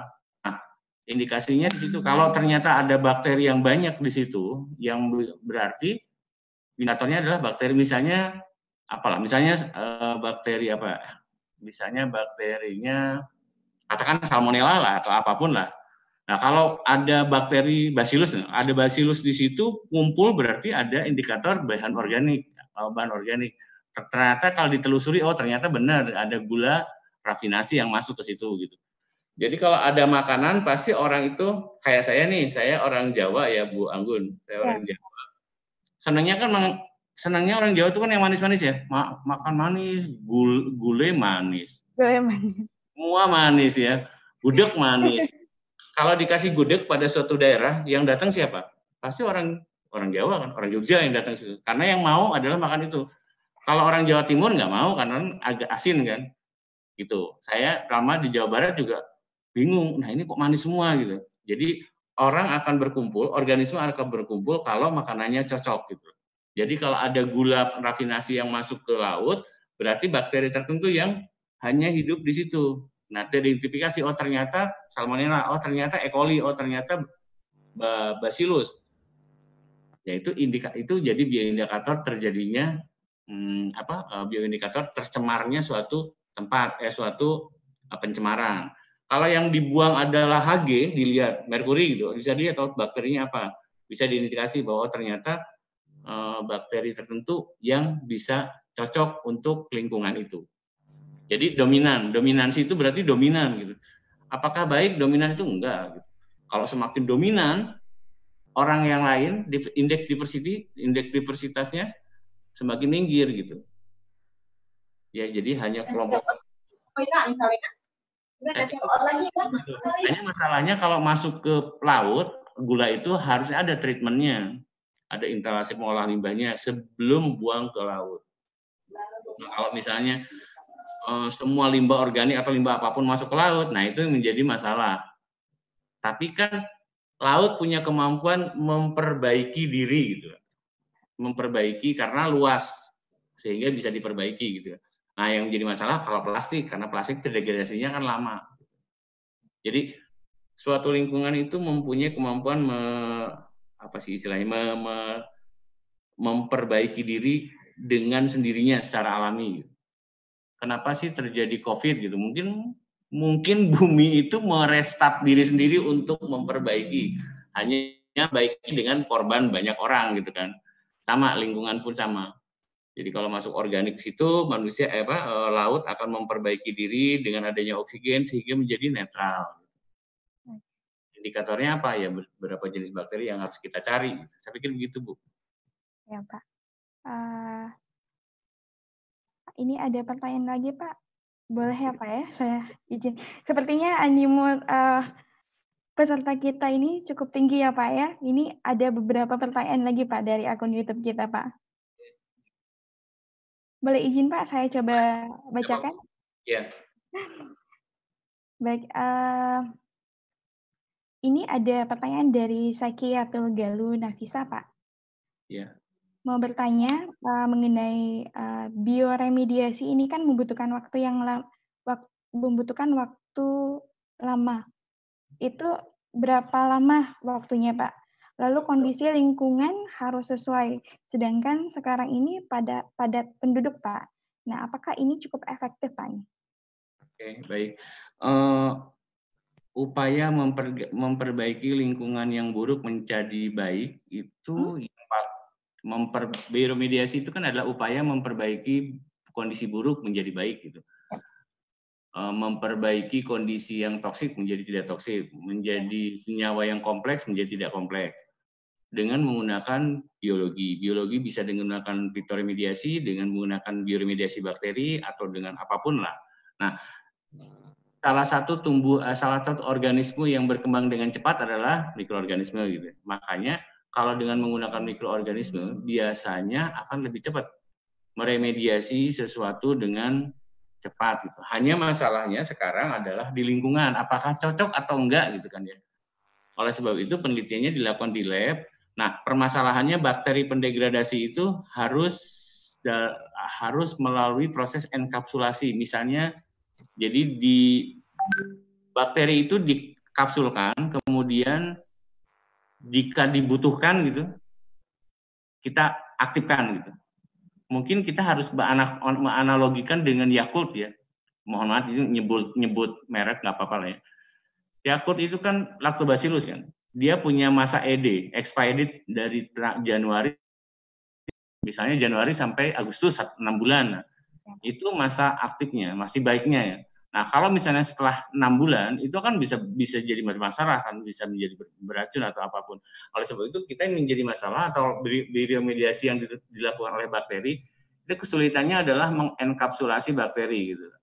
Nah, kalau sudah terenkapsulasi, kemudian misalnya kita butuh bakteri untuk menetralkan sungai yang tercemar gitu, tinggal dimasukkan ke sana gitu. Hanya masalahnya teknologinya itu yang harus kita belajar dari perusahaan-perusahaan komersial kayak Yakult gitu ya.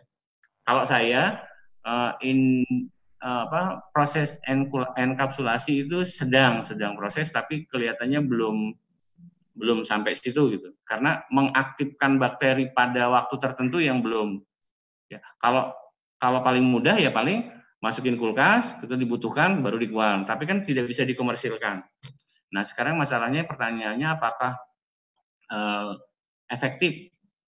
Kalau dengan menggunakan fitoremediasi itu faktor lingkungan tidak begitu menjadi masalah gitu ya. Tapi kalau misalnya dengan menggunakan bioremediasi itu tergantung substratnya. Kalau substratnya itu padat, itu substratnya itu tidak bentuknya koloid itu masih bisa gitu. Akan lebih mudah. Tapi kalau bentuknya cair itu kan bakterinya banyak dan dia akan bergerak gitu kan ya. Nah, bakterinya sampai sejauh mana kan tidak tahu. Kalau luasnya besar, kalau misalnya limbahnya itu dikerampung pada suatu tempat, kemudian di treatment, itu mungkin tidak masalah. Tapi kalau sungai kan bergerak, itu yang jadi masalah. Itu yang agak menjadi susah antara skala laboratorium dengan skala di alam gitu. Tergantung substratnya. Contoh nih, Chevron itu kan pernah menemukan bakteri pendegradasi minyak ya. Jadi ada tanker yang hancur pecah gitu di Teluk Meksiko sehingga limbahnya itu tidak bisa ditangani dengan baik. Kalau dilakukan dengan secara fisik itu tidak mungkin, butuh waktu berapa puluh tahun ya, 3 tahun atau 5 tahun untuk melokalisir minyak yang ada di Teluk Meksiko. Kemudian ada perusahaan yang menemukan bakteri pemakan minyak. Nah, ini minyaknya dimasukkan ke dalam minyak yang tercemar dalam laut. Ini butuh waktu 3 bulan, akhirnya clear gitu. Nah, Kalau bentuk substratnya kayak gitu nggak apa-apa, tapi kalau substratnya di air itu yang misalnya kalau minyak kan terpisah dengan air kan ya. Tapi kalau misalnya nyampur, misalnya pestisida di air itu agak susah, apalagi sungai. Nah itu pertanyaannya begitu. Jadi agak sulit antara skala laboratorium dengan secara eksperimental dengan alam gitu. Akan lebih mudah lagi kalau substratnya itu diketahui. Kalau substratnya di tanah itu kan lebih mudah, tinggal disebar bakteri di situ sehingga dia bisa berkembang. Faktor-faktor lain, bakteri-bakteri yang lain itu bisa akan tidak menjadi berpengaruh. Tapi kalau di air itu yang menjadi masalah. Begitu ya, Bu. Tapi tidak memungkinkan bisa gitu. Bisa memungkinkan yang lebih mudah itu yang substratnya padat atau koloid gitu ya. Tapi kalau air, saya mendegradasi sungai, mendegradasi pulau misalnya, mendegradasi danau gitu, yang tercemar pestisida. Pestisida itu kan bercampur dengan air kan. Bagaimana caranya mendegradasi padahal tiap harinya bergerak gitu kan airnya. Dari sini pindah ke sini gitu. Nah, kecuali ditampung pada instalasi pengolah limbah itu nggak masalah. Gitu Bu Anggun. Baik Pak, terima kasih. Ini ada pertanyaan lagi Pak ya, izin untuk membacakan lagi ya Pak ya. Ya, silakan Bu. Ya Pak. Terkait biomonitoring itu sendiri Pak, ini mungkin pertanyaan dari Eka Yuliati. Terkait biomonitoring itu sendiri, bagaimana penerapannya yang sudah dilakukan di Indonesia? Jika sudah ada, seperti apa Pak contohnya? Seperti itu katanya. Biomonitoring. Kalau biomonitoring itu misalnya ini ada teman-teman dari DLH kali ya. Jadi bagaimana memonitor kalau di tempat mungkin di beberapa kota gitu sudah ada bisa melihat bahwa indikator pencemaran pencemaran CO2, NO2 misalnya. Jadi indikator pencemaran udara gitu kan bisa dimonitor bahwa setiap hari penerapannya seperti itu. Misalnya 0, ppm, 2 ppm, 1 ppm, standarnya adalah 5 ppm, ternyata berarti bisa dimonitor bahwa kualitas lingkungan, kualitas udara suatu kota ini tercemar. Makanya dikatakan bahwa indeks kualitas udara yang terburuk adalah Beijing, kedua Indonesia, ketiga adalah misalnya begitu. Nah itu bisa dimonitoring, bisa dimonitor bahwa ternyata kondisinya itu. Larinya kan akhirnya ke model ke pemetaan gitu. Banyak penelitian menyatakan bahwa Kota Semarang indeks kualitas udaranya adalah sekian, itu bisa dimonitor. Biasanya Kementerian Lingkungan Hidup yang melakukan. Di jalan raya ada kan, CO-nya sekian, CO2-nya sekian, NOx-nya sekian gitu. Nah, itu bisa ketahuan. Itu bisa menjadi data series. Jadi data series di Kementerian Lingkungan Hidup melihat bahwa Kota Semarang adalah indeks kualitasnya sekian. Penerapannya barangkali itu ya. Air pun harusnya ada sih, tapi kelihatannya saya belum pernah lihat sih di air misalnya CO-nya sekian. Itu biasanya dilaksanakan oleh pabrik ya. Jadi ada pabrikan tertentu untuk penerapan yang paling mungkin itu adalah di proper. Jadi ada proper. Untuk mendapatkan proper emas harus mengeluarkan limbah sekian, kemudian limbahnya organiknya sekian gitu. Kalau misalnya propernya hijau sekian gitu. Nah itu yang melakukan Kementerian Lingkungan Hidup. Jadi mungkin ada departemen proper sama auditor lingkungan. Itu kan hubungannya banyak. Jika pabrik tekstil itu mendapat proper emas, maka dapat diekspor ke Abu Dhabi misalnya. Nah itu kalau tidak, negara tujuannya mensyaratkan apa propernya. Jadi pelaksanaannya paling mungkin itu tadi monitoring di jalan raya mengenai kualitas udara. Kalau di air misalnya proper, pabrik itu harus proper. Kalau propernya hitam ya sudah tutup kali ya, ditutup. Kalau merah harus dibina gitu. Karena limbah yang dihasilkan harus sekian. Begitu Bu Anggun. Baik. Mungkin itu tadi ya sesi diskusi kita ya Pak. Sangat menarik ya Pak ya. Demikian kepada peserta, demikian tadi sesi diskusi kita. Terima kasih kepada Pak Slamet Isworo, Pak. Ini sangat informatif, Pak. Terima kasih untuk untuk kesempatan dan waktu yang telah diberikan untuk mampu untuk memberikan sharing informasi di webinar kami. Terima kasih, Pak. Baik, Bu Anggun, saya mengucapkan terima kasih. Saya bentuknya sharing ya, jadi apa yang ada di saya, kemudian bisa sharing sama teman-teman. Saya berharap dari teman-teman praktisi dari Dinas Kesehatan, kemudian dari KKP, bisa menjadi masukan dan bisa sharing untuk selanjutnya kegiatan webinar dari FKM Unsri. Bisa menjadi penelitian, jadi penelitian teman-teman yang KKP bisa penelitian sama Unsri bareng mengenai water balance misalnya, atau misalnya mengenai koprostanol gitu. Toh teman-teman di KKP itu bertanggung jawab terhadap karantina di barang yang masuk. Nah, sekarang saya pernah bertanya kepada salah satu KKP, betul atau enggak saya nggak tahu, bahwa water balance itu tanggung jawab siapa sih gitu. Ternyata bukan tanggung jawab KKP, tanggung jawab Pelindo lah. Kata saya itu bingung. Ini yang benar yang mana gitu. Karena kalau limbah itu dibuang ke sungai, ke laut, itu mungkin bisa jadi sih bukan tanggung jawab KKP, tapi tanggung jawab siapa gitu. Apakah Dinas Lingkungan Hidup, apakah Pelindo atau KKP. Nah, itu yang mungkin bisa diskusi dengan teman-teman di Unsri. Kemungkinan banyak penelitian di laut, terutama kesehatan lingkungan, bukan hanya di darat. Jadi Bu Anggun, ada beberapa, kami juga sedang ada penelitian bareng-bareng mengenai antibiotik, eksplorasi antibiotik, calon antibiotik TBC untuk anti tuberkulosis yang dideteksi, yang diisolasi dari sarkopiton, yang dari karang lunak di laut, ternyata lebih efektif daripada yang dihasilkan dari darat. Kenapa sih? Karena ternyata di laut itu tekanan lingkungannya tinggi, sehingga lebih efektif. Itu hanya hipotesa awal yang itu bisa menjadi penelitian di kesehatan lingkungan.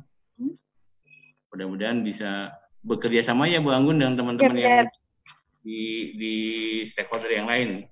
Ini mungkin bisa menjadi masukan ya Pak ya untuk penelitian ke depannya di kami. Baik, terima kasih.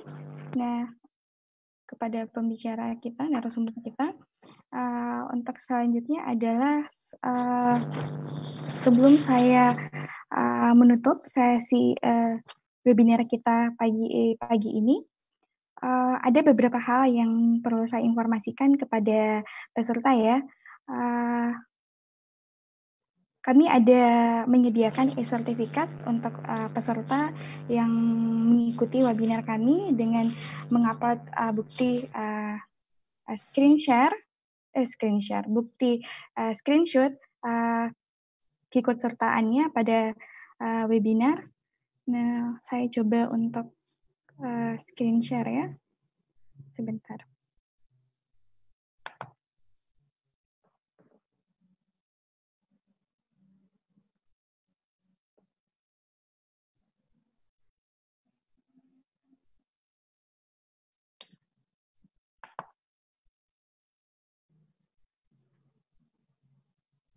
Mana ya?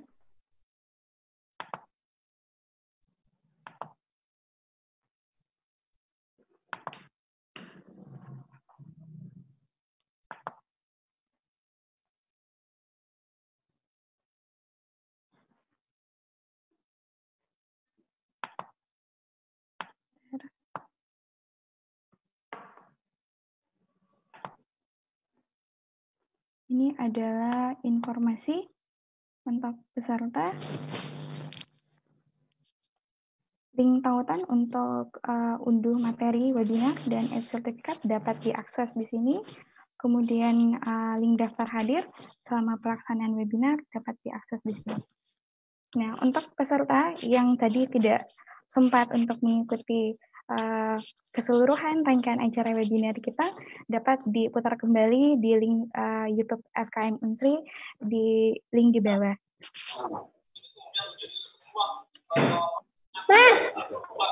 dasarnya. Gimana kemudian sistem. Oke, sebagai kesimpulan bahwa lingkungan yang sehat adalah terbentuk karena adanya keseimbangan ekologi ataupun ekosistem di dalamnya. Nah, semakin tinggi ketidakseragaman keanekaragaman di suatu lingkungan, berarti itu mengindikasikan bahwa semakin rendah kualitas dari lingkungan tersebut. Benar ya, Pak Iswara ya?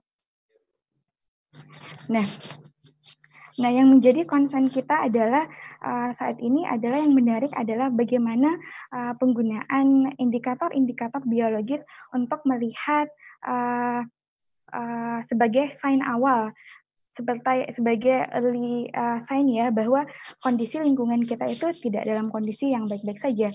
Nah, tadi kita udah banyak berdiskusi dan sharing informasi terkait bagaimana penggunaan indikator biologi, yaitu fitoplankton ataupun zooplankton ataupun mikroorganisme lainnya yang kita gunakan untuk mengukur ataupun menganalisis bagaimana kualitas lingkungan kita. Nah, hal yang menjadi isu, ada beberapa isu penting nih yang bisa menjadi yang patut kita angkat, yaitu adalah dengan penggunaan bioremediasi untuk upaya perbaikan lingkungan ya. Bagaimana penggunaan mikroorganisme itu untuk mengurangi polutan yang ada di lingkungan kita.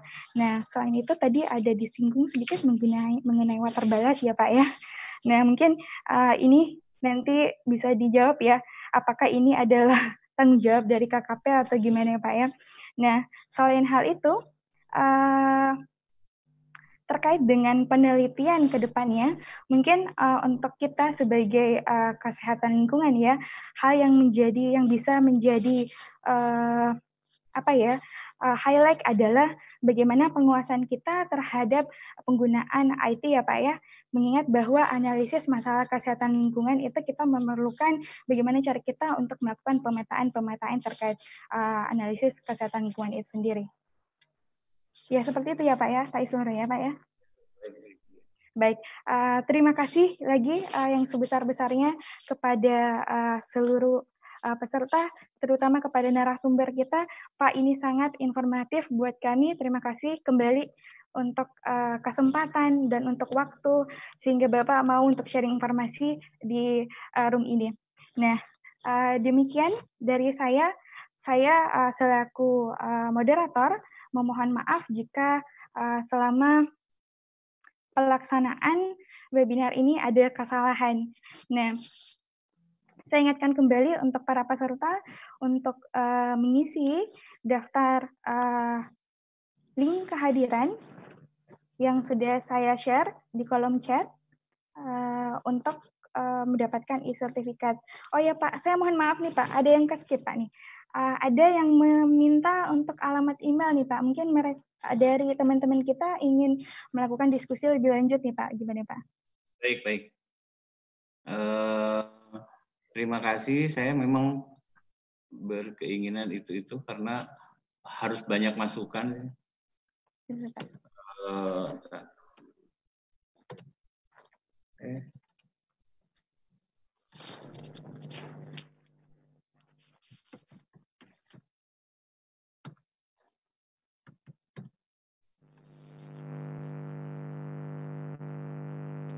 Alamat email saya ini.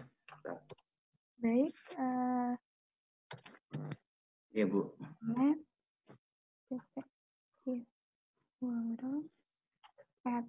@dsn.dinos.ac.id. Oke, itu saya udah share di kolom chat ya. Mungkin ada beberapa pertanyaan ataupun ada beberapa hal yang perlu kita diskusikan, akan tetapi karena waktu kita sangat terbatas ya Pak ya di forum ini, mungkin untuk lebih lanjutnya bisa menghubungi di Pak Isworo di alamat email slamet.isworo@dsn.dinos.ac.id. Seperti itu ya Pak ya. Baik, terima kasih kepada seluruh peserta. Demikian webinar Kesehatan Lingkungan, Fakultas Kesehatan Masyarakat, Universitas Sriwijaya. Saya berharap kita masih bisa untuk bertemu kembali di pertemuan selanjutnya. Mohon maaf jika selama pelaksanaan webinar ini ada kata yang kurang ataupun ketidak perfect dalam pelaksanaan webinar. Nah, akhir kata, nun wal qalami wa ma yasturun. Assalamualaikum warahmatullahi wabarakatuh. Waalaikumsalam warahmatullahi wabarakatuh. Terima kasih Bu Anggun. Terima kasih.